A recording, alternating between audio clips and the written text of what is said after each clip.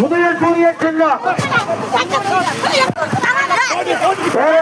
பெரியவர்கள் அருமை தாய்மார்களே வாக்காள வல்லல் பெருமக்களே உதயசூரிய சின்னம்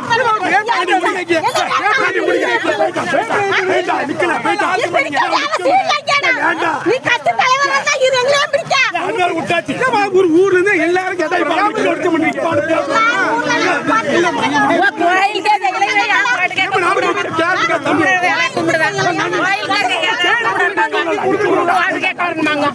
வாக்குறுதிகளை ஏன் நிறைவேற்றவில்லை என மக்கள் கேள்விகள் கேட்டதால் திருச்செந்தூர் தொகுதி திமுக வேட்பாளர் அமைச்சர் அனிதா ராதாகிருஷ்ணன் ஓட்டம் பிடித்தார்.